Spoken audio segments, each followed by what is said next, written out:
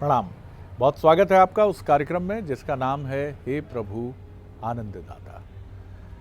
और हमारी इस विशेष प्रस्तुति में हम चिंतन के मोती ढूंढते हैं, खोजते हैं, जिनके सिरे, जिनके सूत्र आपसे और हमसे बहुत सीधे तौर पर जुड़ते हैं। आज जिस विषय पर हम इस कार्यक्रम में बातचीत करेंगे, उसके पहले दुष्यंत कुमार, जो आपके हमारे मध्य प्रदेश से ही रहे और इसी भोपाल में बहुत लंबे समय तक उन्होंने निवास किया, उनकी कुछ पंक्तियों से मैं बात आगे बढ़ाऊंगा।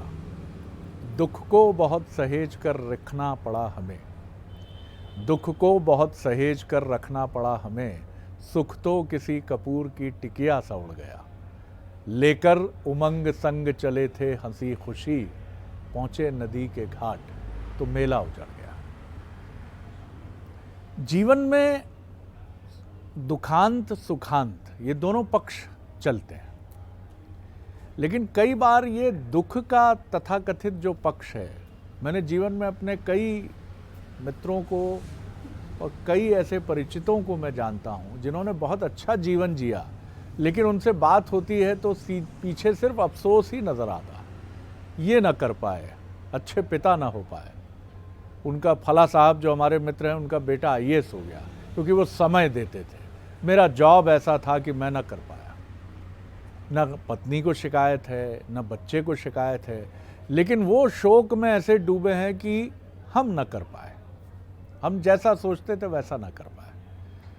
यहीं पास ही में हमारे कार्यालय के पास एक क्रिकेट का मैदान है, वहाँ नाइट क्रिकेट भी होता है। एक बार एक निकलते हुए कुछ मित्रों से बात हुई तो उन्होंने कहा खूब खेलते थे बचपन में, लेकिन ऐसा छूटा क्रिकेट कि फिर मिल ना पाया। क्या हम में से अधिकांश लोग जीवन में अपने उसी पक्ष को याद करते हैं जो हम कर नहीं पाते हैं, और जो कर पाते हैं वो हमारे लिए मिट्टी हो जाता है? एक पिता होना, एक अच्छा अधिकारी या कर्मचारी होना, समाज के लिए भी थोड़ा बहुत करना, क्या ये सब मिट्टी है? क्या सफलता का अर्थ यही है कि वो चमकती दमकती और आगे बढ़ती रहे? क्या हम सब यही सोचते हैं कि दुख ही हमारे जीवन में स्थायी है? आज हम इसी पर बात करेंगे। हमारे साथ हैं मानस मर्मज्ञ, भगवत गीता के अध्येता प्रोफेसर सुरेंद्र बिहारी गोस्वामी। प्रणाम करता हूँ आपको। सुख दुख की इस ध्रुवों के बीच में झूलता मनुष्य का जीवन। आपने आज जब आप अपनी प्रारंभिक चर्चा कर रहे थे और चिंतन का सूत्र पिरोने का प्रयत्न कर रहे थे जी, तब मुझे अत्रि और अनसुईया के यहाँ प्रकट हुए भगवान दत्तात्रेय का स्मरण आ गया। भगवान दत्तात्रेय ने 24 तत्वों को ध्यान में रखकर जो भी उनको सिखाने वाला मिल गया, जिससे भी उन्होंने कुछ सीखा, उसको गुरु बना लिया। अरे वाह, बहुत सुंदर सूत्र है। जहाँ से जो जी, मिला जी, उसको जी, गुरु बना वाह। लिया अपना। उन्होंने गुरु तत्व की बड़ी अच्छी व्याख्या की कि जो ज्ञान रूपी गुरुत्वाकर्षण से संपन्न है वो गुरु है। गुरु को स्वयं विदित नहीं रहता कि उसके पास ज्ञान है, क्योंकि ज्ञान के भान वाला गुरु जो है वो आपको अहंकारी भी बना सकता है। इसलिए उन्होंने सहजता से गुरु बनाया। स्वान निद्रा बको ध्यानम, उन्होंने स्वान को भी गुरु बनाया, बगुले को भी गुरु बनाया, जिससे सीखा। उसी तारतम्य में वो भ्रमण करते हुए, चूंकि वो परमहंसी मार्ग के प्रणेता थे, परमहंसी थे, तो अलर्क और प्रहलाद ने उनसे शिक्षा प्राप्त की थी। तो जब वो अपने परमहंसी पथ पर पहुंच रहे थे तो एक स्थान पर ठिठक गए। वहां उन्हें संगीत की कुछ आवाजें सुनाई पड़ी और एक वणिका सज धज कर अपने द्वार पर खड़ी हुई थी, रसिक ग्राहकों की प्रतीक्षा में। जी, उन्होंने वहीं अपना डेरा डाल लिया पास में और वृक्ष के नीचे बैठ गए। उसको ध्यान से देखने लगे कि उसमें कितनी एकाग्रता है। वो आते जाते हर पथिक को देखती थी कि कोई काम रस का पथिक जा रहा है क्या, कोई गीत संगीत सुनने वाला पथिक, पूरे योग से देखते रही। संध्या को तैयार हुई, धीरे धीरे उसका चेहरा जो है शिथिल होता चला गया, उसके श्रृंगार जो है अपने आप मुरझाने लगे, और सायंकाल बीतते बीतते जैसे ही रात हुई तो वो दुखी हो गई और उसके साथ उसने बुदबुदाया। उसने कहा ये आशा ही सारे दुखों का कारण है। तो दत्तात्रेय कहते हैं आशा ही परम दुखम, निराशा ही परम सुखम। जो आशा हमारे जीवन में होती है वही दुख का संदेश हमारे पास लेकर आती है। हाँ, एक किसान के यहाँ 10 बोरा गेहूं होता है। वो कृषक कहता है कि अगले वर्ष मेहनत करूंगा और मैं 20 बोरा गेहूं उत्पन्न करूंगा। लेकिन उत्पन्न 15 बोरा होता है ना। अब किसान की आशा तो 20 बोरे में थी ना, तो वो अगले बरस दुखी हो जाता है। वो ये नहीं सोचता कि 10 से 15 हुए हैं। हमारे जीवन में ये जो हमारा मन है ये अधोगामी स्वरूप का मन है, क्योंकि विषयों का इसके आसपास चारों तरफ आक्रांता के रूप में विषय विद्यमान होते हैं। तो एक विषय की संतुष्टि में जैसे ही प्रयत्न करते हैं तो दूसरा विषय उसके समानांतर हमारे पास आ जाता है, और फिर और। ये क्या है? ये वही है। यदि बेटा कलेक्टर बन गया तो फिर अपने की इच्छा रहती है अब बेटा जो है कलेक्टर बनने के बाद और आगे कैसे प्रगति कर पाए। उसके साथ ही आपको चहुओर प्रवृत्ति चाहिए। बेटा मुझे पूछ रहा है कि नहीं, मेरा मान बढ़ रहा है कि नहीं, मेरा कहना मान रहा है कि नहीं। ये सारे वो विकार हैं। देखिए, जो व्यक्ति को वा दरिद्रो ही विशाल तृष्णा, आचार्य शंकर कह गए। तो जितनी आपने आशाओं का बगीचा बना लिया है, वो सारे बगीचे में फूल कागज के होते हैं, सुगंध उसमें से नहीं आ सकती, क्योंकि आशा ही परम दुखम है। तो दुख जो है, दुख में भी परम दुख कहा है, ध्यान रखिएगा। दुख और सुख दोनों अपनी प्रत्यक्ष कोई वजूद नहीं रखते, उनका कोई स्वरूप नहीं होता दुख।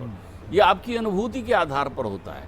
मैंने अनेक चर्चाओं में इस बात को कहा है कि जब आप किसी विषय वस्तु के प्रति सकारात्मकता की आसक्ति रखते हैं तो सुखानुभूति करते हैं, और जब आप नकारात्मकता या अभाव की आसक्ति रखते हैं तो दुख की अनुभूति करते हैं। बिल्कुल ठीक। ये मन का मैल है।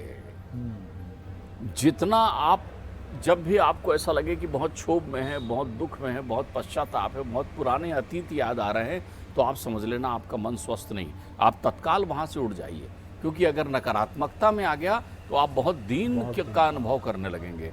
उठकर भ्रमण करिए, चिंतन करिए, घूमिए, थोड़ा मुस्कुराने का प्रयत्न करिए, ताकि वो विस्मृति आप कर लें तुरंत। अगर आपके दिमाग में स्मृतियां हैं और स्मृतियों में भी वो स्मृतियां हैं जो आपके अवसरगत प्रक्रियाओं के चूक जा, देखिए ध्यान रखिएगा। यत विधना लिखते ललाट पट्टम, यत विधना राई घटे न तिल बढ़े, जो जस लिखी ललार। आप प्रारब्ध को बहुत सारे लोग, बहुतेरे लोग इसलिए चूक जाते हैं कि वो सारी प्रक्रियाओं के मूल में स्वयं को रख लेते हैं। विधाता नाम की विषय वस्तु क्यों बनी है मालूम आपको? आप तो वैज्ञानिक चिंतन कर लीजिए। ये जो गॉड पार्टिकल नाम की विषय वस्तु बनी है, ये विधाता नाम की विषय वस्तु बनी है। ये गॉड, ईश्वर, अल्लाह इत्यादि इत्यादि नामों से जिनको आप पुकारते हैं, वो विषय वस्तु क्यों बनी है? इसी मन के अंतिम धुरी को समाप्त करने के लिए। क्योंकि मन मानेगा नहीं ना, तो मन कहाँ मानेगा? भाई पिताजी की नहीं मानेगा, माता जी की नहीं मानेगा, गुरु की नहीं मानेगा, मित्रों की नहीं मानेगा, सहपाठियों की नहीं मानेगा, किसी की नहीं मानेगा, तो फिर मानेगा तो किसी से? तो उन्होंने एक विधाता शब्द का उपयोग कर दिया है, एक विधाता बना दिया है कि ये यद विधना लिखते ललाट पट्टम, उसने लिख दिया है, यही है। तब आपका मन संतोष करता है उस दबाव में आकर के, क्योंकि आपकी दुख से निवृत्ति नहीं हो पाती ना इस उद्देश्य से। तो सुख जो है आपके स्वार्थगत अनुभूति को तृप्त करने का एक माध्यम है। बहुत सुंदर, होता कुछ नहीं है। और दुख जो है आपके आशा के अनुरूप परिणाम के अभाव को आप व्यक्त करने के लिए व्यक्त करते हैं। आप कहते हैं मैं बहुत दुखी हूँ। अब आपके दुख को कौन समझे? आप इसलिए भी तो दुखी है ना कि आपका पड़ोसी सुखी है। आप इसलिए तो दुखी है ना कि आपका पुत्र ऐसा है, दूसरे का पुत्र वैसा है। तो आपकी इस दुख का तो कोई अर्थ नहीं है ना। यानी जो कुछ भी आप सोच रहे हैं वो सब चीजें शून्यता में सोच रहे हैं। अति दर्पे हता लंका, अति माने च कौरवा, अति दाने बलिर वृद्धि, अति सर्वत्र वर्जे। तो आपकी ये अति है अपने स्वयं के साथ में। ये बहुत सुंदर बात। स्वयं के साथ अति है दुखानुभूति जो है। आपने अतिथियों को स्थायी घर दे दिया, आपने उनके लिए बढ़िया पुष्प पल्लव बिछा करके अपने घर में विराजमान कर दिया। हृदय रूपी घर, जहाँ जो परमात्मा का निवास स्थान है, वहाँ आपने किसको किसको बिठा रखा है? सुनहरी स्मृतियाँ, कमाल है। कौन सी स्मृतियां सुनहरी तुम्हारे लिए सुनहरी थी वो तो भूल गया। किसी बड़े प्रसिद्ध आदमी से आपकी मुलाकात हो गई और उसने प्यार से आपके सर पर हाथ रख दिया या कंधे में रखकर फोटो खिंचा लिया और वो एक तस्वीर बन गई, पन्ना पलट रहे हैं, देख रहे हैं उसमें, आह मैं कितना सुंदर लगता था। अब था आप सोच रहे हैं, देखते देखते था आपकी दुखानुभूति में परिवर्तित हो जाएगा। ठीक बात। वो सुखानुभूति आप था को स्वीकार नहीं कर पाते। था आपकी स्वीकारोक्ति है, जैसा भी था, जैसा भी हूं, जैसा भी रहूंगा। ये जो भूतकाल, वर्तमान और भविष्य का खेला है समय चक्र में, वो आपको सुखानु और दुखानुभूति के माया चक्र में विदा कर रखता है। यथार्थ में कुछ नहीं होता। देखिए, आप एक बात समझिए, आपके अंतर्चित्त में इच्छा थी कि मैं बहुत धनवान व्यक्ति बन जाऊं। अब सोचने का तरीका बदल दें, दृष्टि बदलेगी तो सृष्टि बदल जाएगा। आपको वो चेहरे दिख रहे हैं जो चेहरे आपको वैसे दिख रहे हैं जो आप हैं नहीं। ठीक है, अब आप शोध कर लीजिए, चलिए किसी धनी व्यक्ति के पास चले जाइए, जाकर उसके सुख को देख कर आइए, क्योंकि सुख नाम की कोई वस्तु नहीं है ना। अब आप वस्तु को देखकर अनुभूति कर रहे हैं। उसके यहाँ कार है, उसके यहाँ बंगला है, उसके यहाँ गाड़ी है, उसके यहाँ घोड़ा है, तो ये सुख नहीं है। हाँ, ये सुख ही नहीं। चूंकि आपके पास नहीं है तो आपको दुखानुभूति दे रहा है, उसके पास है तो पूछिए क्या इससे सुखानुभूति हो रही है? बहुतेरे बार उसे लगता है, जब आप ये समझिए वो अपने आपके यहाँ पुत्र नहीं है, पुत्रियां हैं, तो उन पुत्रों के यहाँ जाके देखिए जो कहते हैं मेरा लड़का हुआ क्यों, इससे अच्छा तो मैं निपुत भला था। आप उन अनुभूतियों को नहीं कर रहे हैं। तो मैंने आपसे पिछली चर्चाओं में भी कहा है कि हम अपने अंतर्चित्त में अपनी ही व्यवस्थाओं का एक सूत्र बना लेते हैं, एक मकड़ जाल बना लेते हैं।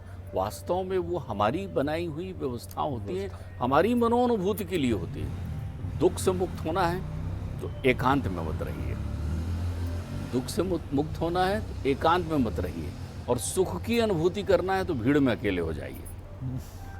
अगर सुख की अनुभूति करना है, फिल्टर्ड सुख मिलेगा आपको, शोधित, बिल्कुल परिशुद्ध, जब आप भीड़ में अकेले होंगे, महाअनुभूति आपको सुख की होगी। दूसरा, सुख और दुख मन के मैल जरूर हैं, लेकिन ये सीढ़ियां हैं शरद जी, सीढ़ियां बहुत आनंद भवन में जाने के लिए। बिल्कुल ठीक है, क्योंकि एक सीढ़ी सुख की, एक सीढ़ी दुख की। कुछ महत्वपूर्ण सूत्र हैं जो प्रोफेसर गोस्वामी ने हमें दिए।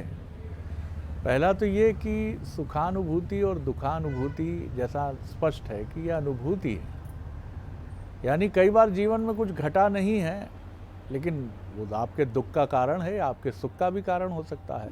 भविष्य में बहुत बड़ी लॉटरी लगने वाली है, बड़ा प्रमोशन मिलेगा, मालिकान मैनेजमेंट्स बड़े खुश हैं, ये सुखानुभूति है। किसी की दुखानुभूति भी है कि मैनेजमेंट खुश नहीं है, नहीं होगी तरक्की, नहीं मिलेगा। दोनों ही अनुमान पर आधारित हैं, एक अनुमान लगाकर प्रसन्न है, एक अनुमान लगाकर दुखी है। इनके बीच में कहीं कोई जगह है जहाँ व्यक्ति अगर खड़ा हो जाता है कि मैं तो मैं ही रहूँगा ना, जो काम मुझे आता है, जो मैंने सीखा है, वो तो मैं वैसा ही रहूँगा ना। ये सुखानुभूति दुखानुभूति, इससे मुक्ति करने के लिए जो सूत्र आपने दिया, बहुत सुंदर बात कही है। देखिए, मैं आपको एक और बात बताऊँ, आपने एक अच्छे उन शब्दों की पुनरावृत्ति बहुत अच्छी की है। अनुभूति स्थायी नहीं होती। क्या बात है, बिल्कुल ठीक है। जो आपकी अनुभूतियां हैं वो स्थायी होती ही नहीं, तो आप पश्चाताप काय का कर रहे हैं। ठीक बात है। जो अनुभूति आपको हुई थी वो स्थायी तो हो नहीं सकती, वो तो क्षणिक, तत्कालिक या कुछ समय के लिए रहती है। कुछ समय के लिए रहती है। कुछ समय के लिए रहती है। किसी रेस्तोरां में किसी दिन बड़ा अच्छा भोजन है, अगले दिन एकदम विलोम है। अब रेस्टोरेंट का भोजन तो आपकी व्यवस्था है, वो आप तो धन से प्राप्त कर रहे हैं, लेकिन घर में जब आपको भूख लगी है तो जो भोजन है वो स्वादिष्ट है, और जब आपको भूख नहीं लगी है तो आपके पास 56 भोग भी निरर्थक है वहां पर। फिर दूसरा, आप घर में ये अधिकार रखते हैं कि प्रतिकूल टिप्पणी कर सकें, वहां तो पैसा देकर भी ये अधिकार नहीं रखते कि प्रतिकूल टिप्पणी कर सकें। बहुत सारे लोग तो बड़ी हिम्मत के साथ बताते हैं कि अब उनको एक भय रहता है। आप देखिए, वातावरण और परिवेश भी आपके सुख और दुख को प्रभावित करता है। आप देखिए, आप एक ऐसी कुर्सी पर बैठे हैं जिसमें कील लगी हुई है और वो आपको चुभ रही है, लेकिन सामने आपका बॉस बैठा हुआ है, सामने एक विहंगम प्रतिष्ठित व्यक्तित्व बैठा हुआ है, आप उसके घर में बैठे हैं जिसके घर की कुर्सी चुभ रही है आपको। अब उसमें देखिए कितने ऐसे लोग हैं जो उठकर कहें क्षमा करिए आपकी कुर्सी में मैं बैठ नहीं सकता, इसमें चुभ रहा है। उसमें आप बैठकर भी मुस्कुराते रहेंगे और अपने आप को बचाते रहेंगे कि ये कील कैसे जो है मुझे कम से कम चुभे। बाहर निकलकर आप ये कहेंगे कि यार कील चुभ रही थी मुझे और मुझे बैठने में बड़ी असुविधा थी। यानी परिवेश ने आपके दुख को विलुप्त करके आपके प्रदर्शन में सुखानुभूति की प्रक्रियाएं स्थापित कर दी। ठीक बात। एक बहुत अच्छी बात भागवत कहती है। भागवत कहती है कि धन के लिए आप किसी धनी के कितने चक्कर लगाते हैं, कितनी मतलब चापलूसियां आप करते हैं, उसके सामने स्तुति गान करते हैं, यशोगान करते हैं धन के लिए, धन प्राप्त करने के लिए। वो धन ना जो आपके पास रहना नहीं, वो कुछ अपनी तितिक्षा से ऐसा निकाल कर कुछ आपको दे दे, वही आपके ऊपर कृपा हो गई, धन हो गई। इतनी चाकरी कभी आपने उस विधाता के नाम से की है क्या? उसके लिए परिक्रमाएं की है क्या? अगर आप उसके लिए परिक्रमा करते हैं तो फिर संसार की परिक्रमा में आपकी अनुभूति का रंग जो है श्याममय हो जाएगा। आप ध्यान रखिएगा, आपकी जो सोचने का तरीका है, आपका वैचारिक दृष्टिकोण जो है वो परिवर्तित हो जाएगा। दुखम वा वापि दुखम, सुखम वा वापि सुखम, प्रियम वा वापि अप्रियम, चाहे सुख हो चाहे दुख हो, चाहे सुखानुभूति में आप हो चाहे दुखानुभूति में आप हो, लेकिन अगर आपके चित्त ने दोनों ही अनुभूतियों को सहज भाव से लेना स्वीकार कर लिया तो आप फिर संत हो गए। 2-3 शब्द संरचना हैं शरद जी, इनको लोगों को इनके प्रति पूर्वग्रह का त्याग कर देना चाहिए। एक शब्द संरचना है धर्म, एक शब्द संरचना है संत, एक शब्द संरचना है ईश्वर। ठीक। आप ध्यान रखिएगा, एक शब्द संरचना है पुण्य, एक शब्द संरचना है पाप। इन सारी प्रक्रियाओं को आप धर्म के साथ जोड़ देते हैं, जबकि ना तो धर्म वो धार्मिक है जिसे आप समझ रहे हैं, बिल्कुल धारण करने की प्रक्रिया हो गई। आप ध्यान रखिए, पाप वो है जो आपकी प्रतिकूल मानसिकता का मनुष्यगत कर्म नहीं कर रहे हैं तो पाप कर रहे हैं। पुण्य वो है जो आप सत्कर्म कर रहे हैं। शुभ वो है जब आपका मन प्रसन्न है, अशुभ वो है जब आप लोगों को अप्रसन्न कर रहे हैं। भाव तो समझिए आप। तो इसलिए दुख वो है जो है नहीं, सुख वो है जो है नहीं, दोनों ही अनुभूतियां हैं आपकी, और आप बैठे हुए हो सोचते हुए कि भाई ये ऐसा हो गया था, वैसा बन नहीं पाया। किस बात से बन नहीं पाया? आप वही बने हैं जो आपको बनना था। बहुत सारे लोगों के दिमाग में ये भ्रम है, बाबूजी आप उस समय मेरे को दे देते तो मैं ये बन जाता। अच्छा चलो समय में पीछे दौड़ते हैं, बाबूजी अगर ये मदद कर भी देते तो भी तुम नहीं बन सकते थे। क्योंकि प्रायश्चित करने वाला आदमी कर्मशील नहीं होता, प्रमादी होता है। तुम्हारे लक्षण तो बहुत स्पष्ट हैं कि तुम बाबूजी के संबल से बनना चाह रहे थे। आज भी तुम कोस रहे हो, भाई का पैसा आ जाता तो मैं वहां चला जाता। अच्छा कमाल है, भाई ने पैसा भेजा या नहीं भेजा, तुम्हें जो बनना था वो तुम बन गए। याद रखो आप अपने बात को, अवश्य में भोक्ताब्बम कृतम कर्म शुभाशुभम। आप अपने कर्मशील बने रहिए। ये कहाँ रुक गए हैं? तो जो लोग थक जाते हैं वो इस प्रकार की विचारधारा का उपयोग करते हैं, और जो लोग गतिशील होते हैं वो अपने जीवन में इन चीज़ों को नहीं विचार करते। ध्यान रखिए। आपकी इस बात से एक बड़ा सुंदर विचार भी मन में आया कि जितने भी अवतार हमारे हैं सनातन परंपरा में, आप देखिए कि वो भी क्या संदेश देते हैं। अगर आप उनके जीवन को देखें, कृष्ण के जीवन को, तो कितना उपद्रव है कि जन्म लेते ही उफनती यमुना, और उसमें अपने पिता के साथ उसको पार करने की जद्दोजहद। आप पहुंचते हैं पार और वहाँ तमाम प्रकार के पूतना से लेकर तमाम संकट विद्यमान हैं। कहीं इंद्र हैं, गोवर्धन पर्वत है। राम को आप देखें कि जिस दिन 18 वर्ष की आयु में आपका संस्कार होना है, राज तिलक होना है, उसी दिन वनवास लिखा है आपके भाग्य में।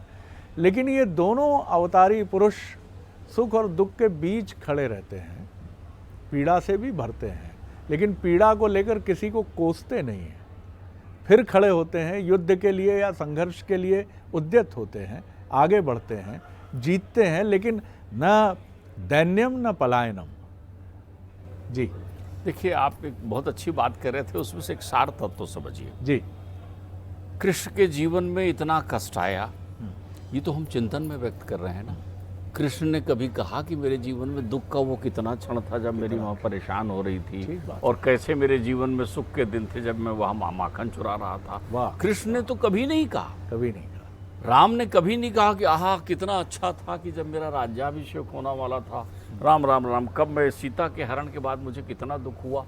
ये लिखने वाले, देखने वाले, सुनने वाले, समझने वाले कह रहे हैं, लेकिन कोई भी नहीं लिख रहा है कि राम या श्याम ने ऐसा कुछ कहा है, क्योंकि उनकी अनुभूति सम है।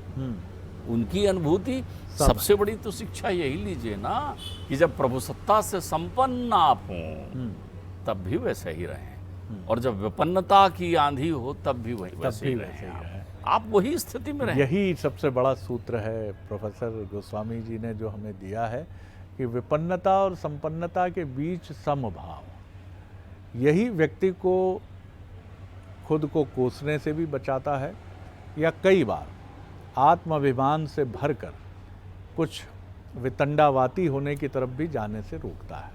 तो सबसे सुंदर बिंदु है, जीवन बहुत सुंदर है, थोड़ी सी प्रभु छाया बढ़ाइए अपने इर्द गिर्द। और प्रभु छाया का अर्थ यही है कि पहले स्वयं से प्रेम कीजिए, मनुष्योचित व्यवहार करिए। यहाँ किसी कर्मकांड की बात नहीं है कि ये कलावा बांधना है, ये अंगूठियाँ पहननी है, या कोई और धार्मिक कर्मकांड करना है, कुछ नहीं। कितनी सुंदर बात उन्होंने कही प्रोफेसर साहब ने, कमाल है। मैं तो सनातन परंपरा को प्रणाम करता हूँ कि शुभ वो है जब दूसरों को प्रसन्न करते हैं, अशुभ वो है जब आप, अभी हमने दीपावली की पूजा में शुभ लाभ देखा, कितने लोग हैं जो शुभ लाभ का महत्व समझते हैं। आप शुभ लाभ का बैनर लगा रहे हैं और अपने घरेलू सेवक को डांट रहे हैं बुरी तरह त्योहार के दिन। क्या ये शुभ लाभ है? लाभ ये है कि लोग आपसे प्रसन्न हो। तो ये बहुत सुंदर बातें, ये मोती हैं जिनको मन रूपी आप अपनी माला में गूंथ लीजिए और इनको हमेशा टेरते रहिए साहब। और इनको टेरेंगे तो दुख सुख के परे एक ब्रिज मिलेगा आपको, जिसका भले ही एक सिरा दुख की तरफ जाता हो, एक सिरा सुख की तरफ जाता हो, लेकिन इस पुल पर, समतावादी सम्यक दृष्टि वाले इस पुल पर अगर आप खड़े हो जाएंगे तो आपकी बाहें सुख के लिए भी फैली रहेंगी, तथाकथित दुख के लिए भी फैली रहेंगी। बहुत धन्यवाद, प्रणाम करता हूँ आपको। अगले एपिसोड में एक और नए विषय के साथ प्रणाम।